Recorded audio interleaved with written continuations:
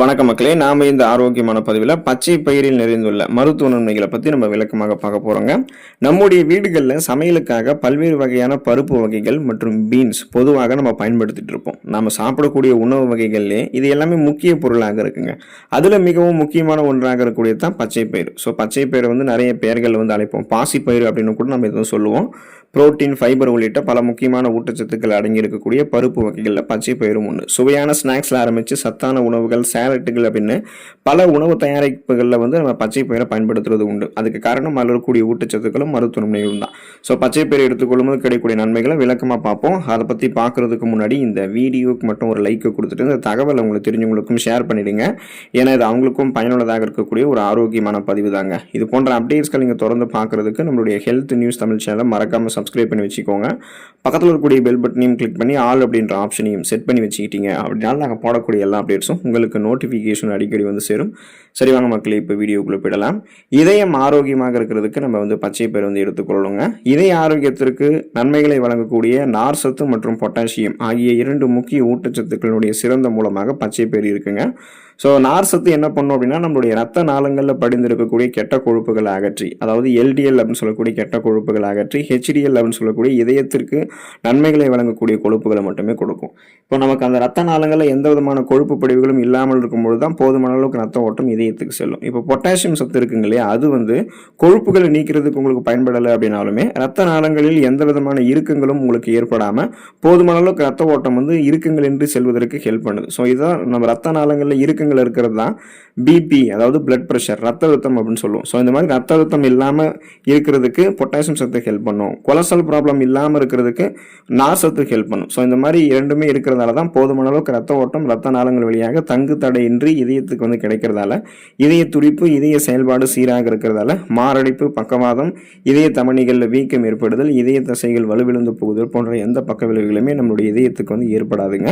இப்போ குறிப்பாக பார்த்தீங்க அப்படின்னா நம்ம எடுத்துக்கொள்ளக்கூடிய இந்த பச்சை பயிரில் கொழுப்பு மற்றும் சோடியம் எல்லாம் குறைவாக தான் இருக்கு. ஸோ இதன் காரணமாக தான் இதய ஆரோக்கியத்திற்கு ஏற்ற ஒரு உணவாக பச்சை பயிர் இருக்குன்றது தெரிஞ்சுக்கோங்க. உங்களுடைய உடல் எடையை எந்த விதமான பக்க விளைவுகளும் இல்லாமல் ஆரோக்கியமான முறையில் குறைக்கிறதுக்கு பச்சை பயிர் உங்களுக்கு உதவிகரமாக இருக்குங்க. பச்சை பயிரில் புரோட்டீன் மற்றும் ஃபைபர் அதிகமாக இருக்கு. ஸோ இது இரண்டுமே எடை இழப்புக்கு உதவக்கூடிய குறிப்பிடத்தகுந்த ஊட்டச்சத்துக்களை தான் கொண்டிருக்கு. பச்சை பயிரில் இருக்கக்கூடிய புரோட்டீன் மசில்ஸ் மாசை உருவாக்குறதுக்கும் மற்றும் அதை பராமரிக்கிறதுக்கும் ஹெல்ப் பண்ணுது. அதே நேரம் பச்சை பயிரில் இருக்கக்கூடிய ஃபைபர் அப்படின்ற நார் சத்து நீங்கள் சாப்பிட்டதுக்கு அப்புறம் நிறைவாக திருப்தியாக உங்களை உணர வைக்கிறதுக்கு ஹெல்ப் பண்ணுது.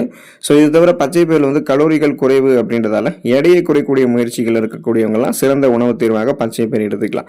நம்ம வெயிட் லாஸ் பண்ணணும்னாலே நம்ம அதிக கலோரிகள் நிறைந்திருக்கக்கூடிய உணவுகளை எல்லாம் எடுத்துக்கொள்ளக்கூடாது. அப்படி எடுத்துக்கொண்டோம்னா நம்மளுடைய உடல் எடை இன்னும் அதிகப்படுத்தப்படுமே தவிர உடல் எடையை குறைக்க முடியாது. ஸோ நாம எடுத்துக்கொள்ளக்கூடிய உணவுகள் கலோரிகளினுடைய அளவு குறைவாக இருந்து அதே சமயம் நமக்கு ஊட்டச்சத்து அளித்து ஆற்றலை கொடுத்து பசியை கட்டுப்படுத்தக்கூடிய உணவாக இருக்கணும். பச்சை பயிர் அது போன்ற ஒரு உணவு தான். ஸோ இதை நீங்கள் டயட்டில் ஆட் பண்ணிக்கணும். மார்னிங் இதை நீங்கள் சாப்பிட்டீங்கனாலே அதிகமாக உணவுகள், அதிக கலோரிகள் இருக்கக்கூடிய உணவுகளை எடுத்துக்கொள்ள மாட்டீங்க. மேலும் பச்சை பயிரில் இருக்கக்கூடிய நார் சத்தெல்லாம் ஏற்கனவே உங்களுடைய உடலில் தேங்கிருக்கக்கூடிய அதிகப்படியான கொழுப்புகளை கரைத்து உங்களுக்கு வேண்டிய ஆற்றலாக மாற்றி கொடுத்துரும். ஸோ கொலஸ்ட்ரால்ஸை எனர்ஜியை கன்வெர்ட் பண்ணி எரிச்சிக்கலாம்.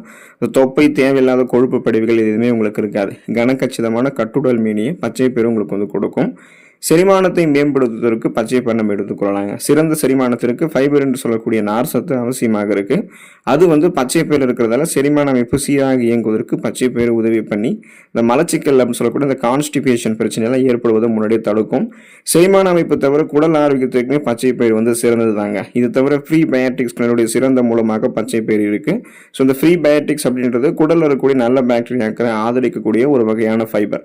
இன்னும் பார்த்தீங்க அப்படின்னா நீங்கள் சாப்பிடக்கூடிய இந்த பச்சை பயிர் உங்களுக்கு நார் சத்து பற்றாக்குறையை நீக்கி நீங்கள் சாப்பிடக்கூடிய கடினமான உணவு மூலக்கூறுகளையும் எளிமையாக உடைத்து செரிமானத்தை எளிமையாக்குது. செரிக்கப்பட்டிருக்கக்கூடிய உணவு மூலக்கூறுகள் ஊட்டச்சத்துக்கள் உறிஞ்சப்பட்டது போக மீதம் இருக்கக்கூடிய கழிவுகளையுமே உங்களுடைய குடல்கள் வெளியேற்றிவிடும். அப்போ உங்களுக்கு அந்த கழிவுகள் குடல்களில் தேங்குவதால தான் நிறைய பிரச்சனை ஏற்படுதுங்க இல்லையா. ஸோ அந்த மாதிரி இல்லாமல் இருக்கிறதுக்கு கழிவுகள் எதுவுமே தங்காமல் வயிறு, குடல் ஆரோக்கியத்தை மேம்படுத்தி ஒட்டுமொத்த செரிமான மண்டலத்தையுமே நீங்கள் பலப்படுத்தி கொள்வதற்கெல்லாமே பச்சை பயிர் எடுத்துக்கொள்ளலாம். இதனால் உங்களுக்கு அந்த சீரற்ற குடல் இயக்கம், கடுமையான மலச்சிக்கல், வயிற்று வலி, வாயு பிரச்சனை, வயிற்று பொறுமல், வயிற்று உப்புசம் இது மாதிரி உங்களுக்கு எதுவுமே ஏற்படாது. ரத்தத்தில் இருக்கக்கூடிய சர்க்கரையினுடைய அளவை கட்டுப்படுத்துறதுக்கு பச்சை பயிர் வந்து எடுத்துக்கொள்ளலாங்க. அதுக்கான காரணம் என்ன அப்படின்னா, பச்சை பயிர் வந்து குறைந்த கிளைசெமிக் குறியீடு கொண்டது, அதாவது லோ கிளைசெமிக் இண்டெக்ஸ் கொண்டது அப்படின்றதால நீங்கள் பச்சை பயிரை சாப்பிட்டதுக்கப்புறம் ரத்தத்தில் சர்க்கரையினுடைய அளவு வேகமாக அதிகரிக்காது. எனவே இது நீரிழிவு நிலை அல்லது ஃப்ரீ டயாபெட்டிஸ் இருக்கிறவங்களுக்கு சிறந்த உணவு தேர்வாக இருக்கும். பச்சை பயிரில் இருந்திருக்கக்கூடிய நார் சத்து ரத்த ஓட்டத்தில் சர்க்கரை உறிஞ்சப்படுவதை மெதுவாக்குறதுக்கு உங்களுக்கு உதவிகரமாக இருக்கும். அதாவது பிளட் சுகரோடைய அளவு நிறைய பேருக்கு வந்து பார்த்தீங்கன்னா, அவங்க சாப்பிடக்கூடிய உணவுகளில் கார்போஹைட்ரேட்லாம் இருக்கிறதால உடனே ஹை லெவலில் உங்களுக்கு இன்க்ரீஸ் ஆகிடும். ஸோ அந்த மாதிரியெல்லாம் வந்து நீங்கள் பச்சை பயிரை சாப்பிடும்போது உங்களுக்கு ஏற்படாது. ஏன்னா பச்சை பயிர் வந்து கார்போஹைட்ரேட் கிடையாது. இது ஹை கிளைசெமிக் குறியீடு இருக்கக்கூடிய உணவு கிடையாது, லோ கிளைசெமிக் இருக்கக்கூடிய உணவு. ஸோ இதில் இருக்கக்கூடிய அந்த நார் சத்து, நிறைய ஊட்டச்சத்துக்கள் எல்லாமே ரத்தத்தில் சர்க்கரையினுடைய அளவை அதிகப்படுத்துமே தவிர உங்களுக்கு ரத்தத்தில் சர்க்கரையினுடைய அளவை குறைக்குமே தவிர அதிகப்படுத்தாது. ஸோ அதை நீங்கள் நல்லா ஞாபகம் வச்சுக்கணும். ஸோ பிளட்டில் இருக்கக்கூடிய சுகரோட அளவை நீங்கள் கண்ட்ரோல் பண்ணி நாளடைவில் அந்த சுகர் ப்ராப்ளத்தில் நீங்கள் விடுபடணும் அப்படின்னாலும், ஃபியூச்சரில் வந்து சுகர் ப்ராப்ளம் வராமல் நீங்கள் ஆரோக்கியமாக இருக்கணும் அப்படின்னாலுமே இப்போ இருந்தே நீங்கள் பச்சை பயிறு உணவுகள் எடுத்துக்கொள்ளலாம். தினமும் ஒரு கைப்பிடி அளவு எடுத்துக்கொள்ளலாம். முடியாட்டி போனால் வாரத்தில் ஒரு தடவையாவது எடுத்துக்கொள்ளக்கூடியது பழக்கமாக வச்சுக்கிட்டிங்கன்னா அந்த நீரிழிவு அப்படின்ற ஒரு பிரச்சனையும் உங்களுக்கு இருக்காது. நோய் எதிர்ப்பு சக்தி திறனை அதிகப்படுத்துறதுக்கு பச்சை பயிரை நீங்கள் எடுத்துக்கொள்ளலாங்க. ஆரோக்கியமான நோய் எதிர்ப்பு மண்டலத்திற்கு தேவையான முக்கியமான மினரல்ஸ்களாக இருக்கக்கூடிய ஜிங்க் மற்றும் பச்சை பயிறு, அதாவது ஜிங்க் மற்றும் இரும்பு சத்து பச்சை பயிரில் வந்து பார்த்தீங்கன்னா அதிகமாக இருக்குது. ஸோ பச்சை பயிரில் இருக்கக்கூடிய ஜிங்க் ஆனது தொற்று நோய் எதிர்த்து போராடக்கூடிய ஒயிட் பிளட் செல்ஸ், ரத்த வெள்ளையணுக்களை உருவாக்குறதுக்கு உதவிகரமாக இருக்கும். அதே நேரம் உயிரணுக்களுக்கு ஆக்சிஜனை எடுத்து செல்வதற்கு பச்சை பயிரில் இருக்கக்கூடிய இரும்பு சத்து உதவிகரமாக இருக்கும். மேலும் இரும்பு சத்தானது நோய் எதிர்ப்பு மண்டலத்தினுடைய சரியான செயல்பாட்டிற்கு அவசியமான ஒன்று அப்படின்றது தெரிஞ்சுக்கோங்க. ஸோ உங்களுடைய நோய் எதிர்ப்பு சக்தி திறனை நீங்கள் அதிகப்படுத்தி உங்களுக்கு இருக்கக்கூடிய சாதாரணமான நோய்களான சளி, காய்ச்சல், இருமல், தலைவலி இந்த மாதிரி பிரச்சனைகளை நீங்கள் குணப்படுத்திக்கிறதுக்கும், சீசனலாக புதுசாக அட்டாக் ஆகக்கூடிய பாக்டீரியா, வைரஸ் போன்ற பருவ கால தொற்று வியாதிகளை வராமல் தடுக்கிறதுக்கும், அதாவது ஒட்டுமொத்த அந்த இம்யூன் சிஸ்டத்தையுமே நீங்கள் வந்து ஸ்ட்ராங் பண்ணிக்கிறதுக்கு பச்சை பயிர் நீங்கள் எடுத்துக்கொள்ள வேண்டியது அவசியமாக இருக்குங்க. சர்மம் மற்றும் கூந்தல் ஆரோக்கியமாக இருக்கிறதுக்கு நீங்கள் பச்சை பயிர் எடுத்துக்கொள்ளலாங்க. நமது சர்மம் மற்றும் கூந்தல் ஆரோக்கியமாக இருக்கிறதுக்கு பச்சை பயிரில் இருக்கக்கூடிய புரோட்டீன் பெரிதும் உதவிகரமாக இருக்கும். அதாவது புரதச்சத்து ஹெல்ப் பண்ணும். ஸோ இது என்ன பண்ணும் அப்படின்னா, புரதச்சத்து இப்போ சர்மத்துக்கு எப்படி உதவி பண்ணுதுன்றதை நம்ம முதல்ல தெரிஞ்சுக்குவோம்.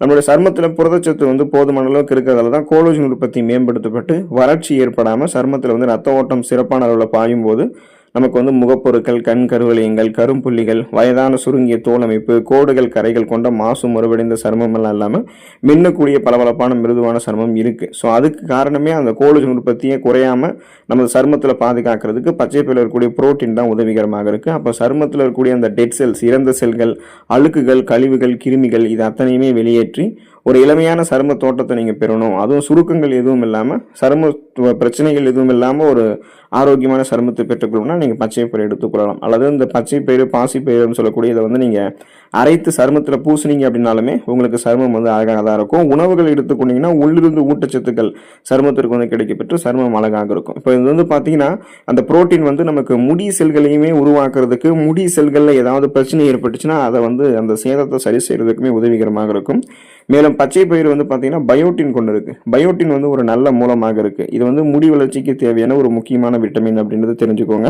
ஸோ நீங்கள் பச்சை பயிறு அல்லது பாசிப்பயிறு அப்படின்னு சொல்லக்கூடிய இதை வந்து நீங்கள் அரைத்து தலையில் பூசிட்டு கொஞ்ச நேரம் வச்சுட்டு அதுக்கப்புறம் நீங்கள் தலை குளிச்சிங்க அப்படின்னாலுமே தொடர்ந்து இது மாதிரி பண்ணும்போது ஊட்டச்சத்து தலைமுடியினுடைய வேர்க்கால்கள் வரைக்கும் கிடைக்கிறதால அடர்த்தியாக வளரக்கூடிய கருகருவென்று வளரக்கூடிய கூந்தல் அமைப்பு உங்களுக்கு வந்து கிடைக்கும்.